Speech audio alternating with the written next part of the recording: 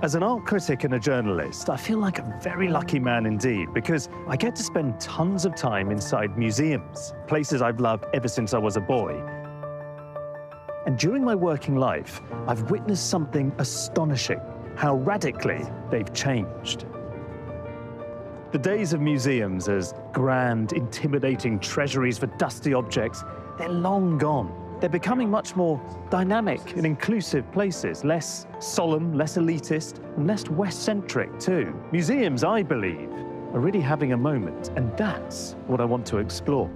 But I am looking for something weird, something different. I feel you've succeeded, Inji. She is one of the greatest female artists of the 20th century. So what happened? She kind of like drops off the map. She was a woman, and she was a Muslim. It's an exciting time to be interested in museums and visual art because a great shake-up of art history is underway, which is why I've come to Istanbul, that mesmerizing megalopolis that straddles two continents, Europe and Asia. And the interplay between Western and Turkish art is a fundamental part of the extraordinary collection of this place, Istanbul Modern.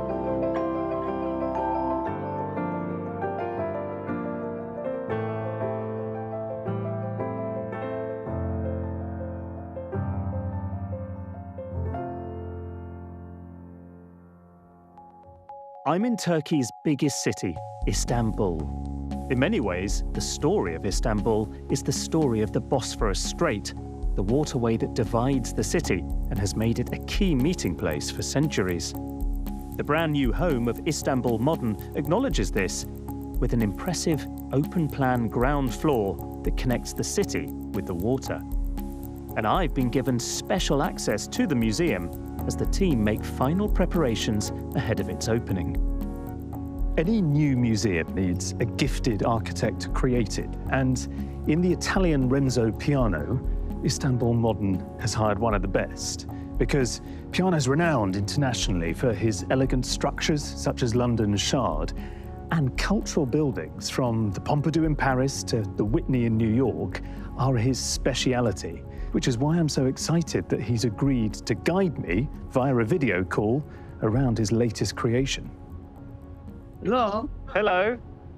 I would love to get a sense, how do you approach designing a building like this? The first thing inspired by is the content, what you're doing. You're making a museum. What is this for? Museum is a place for people to get together, to stay together. And you know, the other big thing, very important, is water. Before the building is built, you immediately think about water, you immediately think about the ship that are moving around. Then you start to think that in some way that building comes from the water. It's almost like a silvery fish jumping out from the water. That's a lovely image. And the other thing that is more social is that if you make a building by putting the building on ground, you take away from public space. So if you make the building fly, the ground floor becomes a continuity with the city. If I just switch around my camera, because as you're speaking, we can get a sense, because you've obviously decided to have it glazed on both sides. Transparency is because by lifting the building, you give back the ground floor to the city, to the community. In other words, the building becomes like a flying ship. Transparency is not just aesthetic, it's a social transparency. It's about accessibility. So I think that people will come to this building where you are right now. I hope they will come for art, of course, but they may probably come also for another reason. Just for the fact that it is so open, so luminous. You've been speaking about it in the most elegant and eloquent fashion. So thank you, Renzo. But I should explore this building. I don't know, I've only got a day, and I need to go and actually explore the building you've talked about so wonderfully. So I should probably ring off, but it's kind of you to make so much time for us. Thanks. Thank you. Thank you, Alistair. Thank you. Enjoy. Renzo's new building contains an enviable collection of international modern art, which to Westerners like me may feel familiar.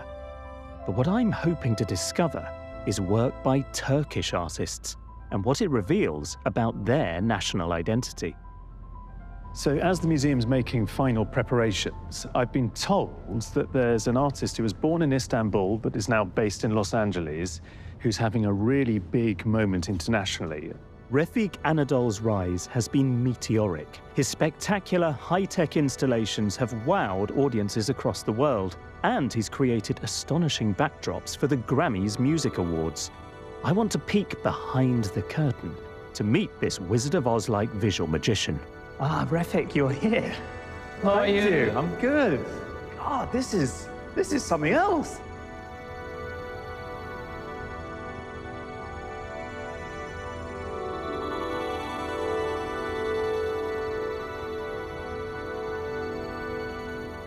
Feels like we're in the middle of this kind of vortex. I know the piece is called Bosphorus. Yes. So it feels very watery, like there are currents and a sort of tide around us. This is amazing. Thank you. Welcome to the data sculpture. Yeah, data sculpture. Yeah. That's the term. 14 years ago, I coined the term data painting. The idea that one day data can become a pigment, and this pigment is not the pigment we know that dries. This pigment should be always changing, shape-shifting based on the data stream itself. What are you referring to? What is the data you're using here? For me, data can be any form of information, but data can be also a form of memory. For example, nature. Right now, in this room, we are literally using a real-time weather station which can sense the wind patterns, the speed, humidity, rain. So I like this idea of a live piece of art. And I just like this idea of making invisible visible through art. So that's interesting because the data's coming in and it's real time. Yes. And you and your team make an artistic decision about how to express that data. Yes. And I think it's not so different if you remember the history of art. Let's remember Monet. So when Monet inspired from atmosphere, he was still, I think, imagining similarly. The atmosphere is an abstract form. Now we are using art, science, and technology together to imagine new ways of creativity.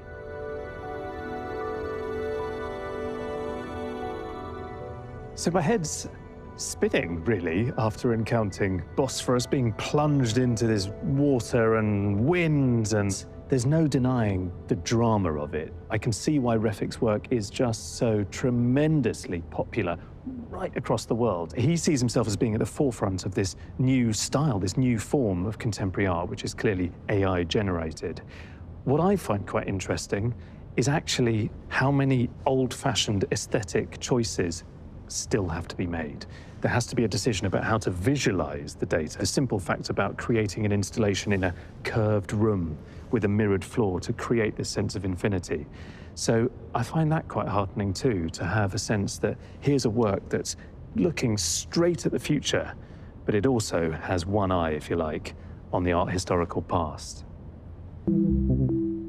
Refik's work here may be linked directly to the Bosphorus, but it relies on the backrooms of Silicon Valley in California, a few hours from Los Angeles, where he now lives and works. Decades earlier, another pioneering Turkish artist was connecting East with West and creating her own kaleidoscopic visual worlds. Farelnisa Zaid is a central figure in the story of modern Turkish art, but despite being born at the dawn of the 20th century, she's only being truly appreciated now. Pleasure to have you here.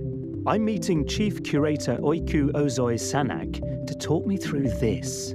Zaid's mesmerizing and explosive masterpiece of swirling red and yellow painted shards. The first thing is that sort of sense of it being almost all-encompassing. It feels like you could go into it. It's almost like this sort of net that you could get caught up in.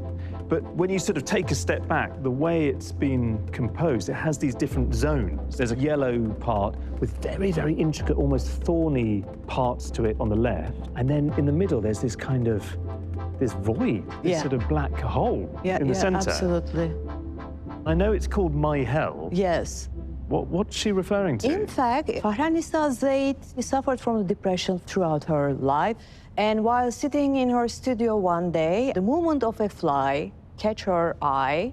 And then she kind of felt that this movement reflected life. I mean, it's a kind of inspiration for her. So, because there are all of these many different lines that seem to interconnect and go away, and there's an almost random quality to it. But you're saying that on one level, the spark for that was seeing the random movements of a fly buzzing about the studio. Yes, absolutely. She also inspired from different elements, like you can see these mosaics like from maybe Byzantine or Islamic art and architecture, the patterns from Ottoman stained glass. With the kind of black leading Yes, in between. yes. Tell me a little bit about her and that journey that comes ultimately into this. She was born in 1901 into a very aristocratic Ottoman family, and she was one of the first Turkish women to go to the art school. In 1928, she traveled to Paris, where she studied with the Cubist artists. So she was part of the international avant-garde movement, and she kind of defined herself with this cosmopolitan culture. She got the influence with variety of cultures, not only the Ottoman Turkish, but also Mediterranean, all these cultures. She mixed all the influences of the abstraction, combined it with her rich heritage. But in a way, this is her unique vocabulary. I mean, you can see how she expressed her feelings, creating this very unique universe. So what happened? She kind of like drops off the map from that Western-centric kind of perspective. I think she was a woman, and she was a Muslim, but she kind of came back to the map again with all these women artists we see all around the world.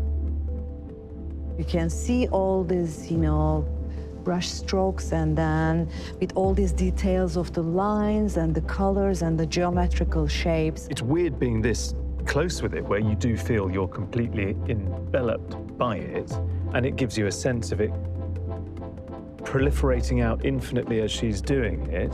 But presumably, as you sort of walk back, it's quite amazing, isn't it, to sort of see? Yeah, you see the scene is different, and then you see all this kaleidoscopic effect, and it's kind of taking you inside of it. I think I prefer it from here. Me too. You need this distance, I think. You see all this constant movement, the energies, and then flowing.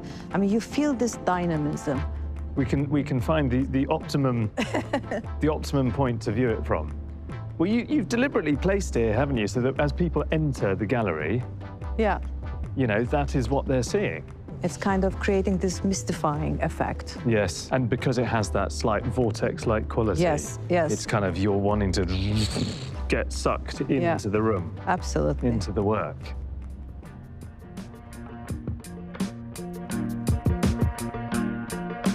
The new Istanbul Modern boasts an impressive collection of international artworks. But what I'm especially interested in is work by Turkish artists and what it tells us about Turkish identity. One contemporary Turkish artist whose work I'm keen to know better is İnci Eviner, who's agreed to meet me at the museum. So here we are, skinless. Yes, it's a kind of rule for nomads. I try to create some kind of memory of this nomad's imagination. They are brothers, siblings. They are waiting for dinner time. And Patting their belly. Our table is ready. Who's underneath the table? It is my fear, actually. It's come from my childhood. My father was so serious, very authoritarian. It is forbidden to talk on the table. So there is strange things underneath of table. What are these creatures with the heads and the strange wing-like bodies? It is the typical Ottoman miniature. And then you have more tiny people. Yes, my strange people walking and wandering around. Where does this imagery, I mean, do you dream it? This is I am. Yeah, I don't know. I don't know. But allow me to think about national identity. Who I am and what is this country? What kind of culture?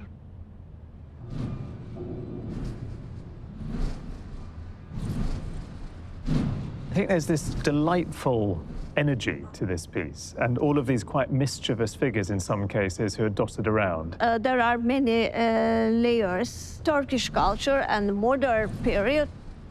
I think you've got this play between here, the modernist architecture is the rational component. Yes. And then you've got progressive. these figures who are doing, what did you call them? Your weird figures. Yes, weird figures every time come from my mind. I don't know how. There are all of these other elements on top. I mean, there's a dog. And then every now and then you have this, what is it? It's like this kind of meteor that flashed. There we go.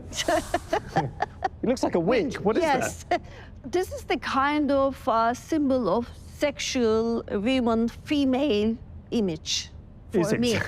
But, but I am looking for something weird. I have to find something different. I am looking for actually to create some kind of world where all these different sources, different images, 19th century, 20th century, European Westerns, or the local Turkish images come together.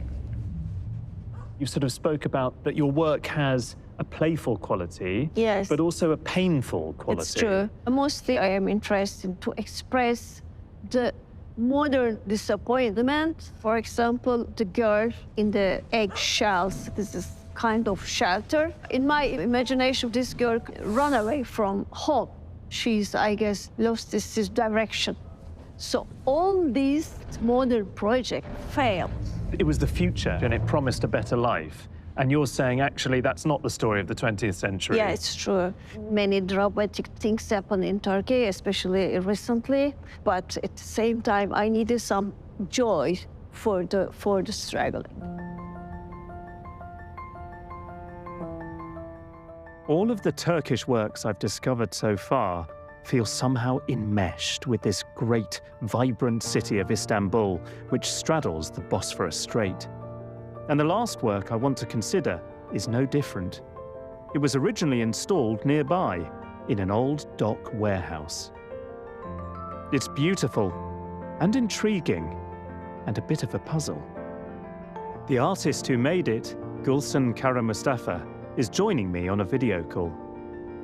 You can see me, you can hear me? Yeah, I can hear you. So you're in front of my work. You're in Istanbul then. Yeah, I'm in Istanbul. We're here at the Modern, and this isn't a new piece, is it? It is from 1995. It was done for the Istanbul Biennale. Am I correct then in thinking that when you made the work for the biennial then, it was in the same part of the city that's now been redeveloped and near where Istanbul Modern stands today? Exactly. And this was created in, did you say in a depot, like a sort of old industrial building, a warehouse? It was this working harbor once, you know.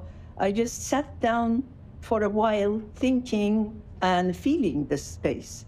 And then I found out that I am in the oldest entertainment district of Istanbul. This red lights district was there since the Byzantine times, since the Genoan times, you know, it never changed, you know. So you have to imagine sailors arriving at the port. These are actually these are nautical ropes that you've used for the installation. But instead of sails, there's actually these ribbons which you've tied to the ropes, many, many of them, in these wonderfully pretty pastel-y powder pinks and white colors. But each of them, I'm looking at them now, is stamped with what look like initials and a date. Actually, thinking of this entertainment district, thinking of the sailors, thinking of the harbor and everything, I was listening to a very interesting radio program then. It was the police radio. And every day there was an announcement, a long announcement about the girls who were lost around Istanbul. And that was a long list. I wanted very discreetly to use the initials of these girls and the dates that they have been lost. Because in Istanbul, when a girl is lost, it means that they end up in somewhere which is not very pleasant, probably the bordel, you know. You mean they end up as sex workers? Yes, somehow it ends up like this, you know. So you were making a kind of connection, you're fusing a sense of history of the place over many centuries with a almost documentary contemporary story about this aspect of society at the time. Exactly. And in the end, of course, it ended with these beautiful, fluttery, pink, white ribbons, maybe they were wearing while they were in their primary schools, or, you know, it's a symbol of this purity and their lost days. It's very powerful. I felt really very moved, actually, in the middle of the conversation. It's a really heartbreaking piece, this. It's wonderful to hear you talk about it. Thank you very much indeed. It's a pleasure for me to meet you. And all the best. Thank you. Bye-bye. Bye.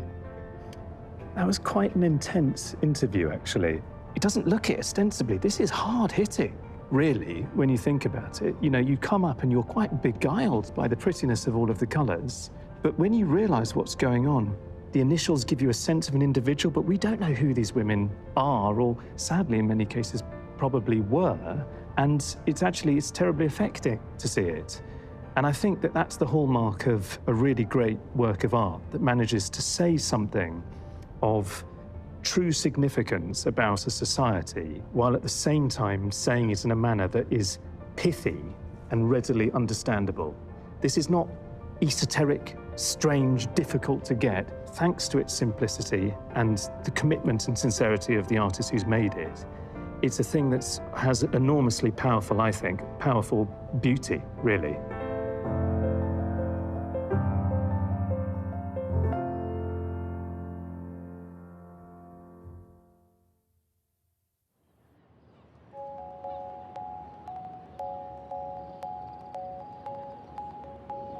It's been a very rich visit. It's been very intense and immensely pleasurable.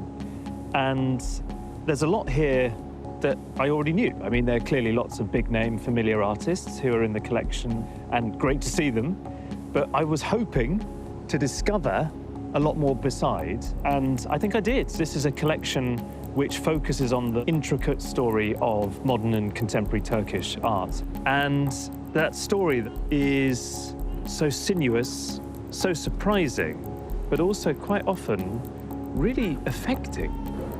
As one artist, Inchi, put it to me, a lot of the stuff I've seen is as much painful as it is playful. And I think that's a good thing, because here you find something which is reflecting the complexities of the world as it is. Not just in Turkey, but universal human experiences. And for me, that's what good art should always aspire to do.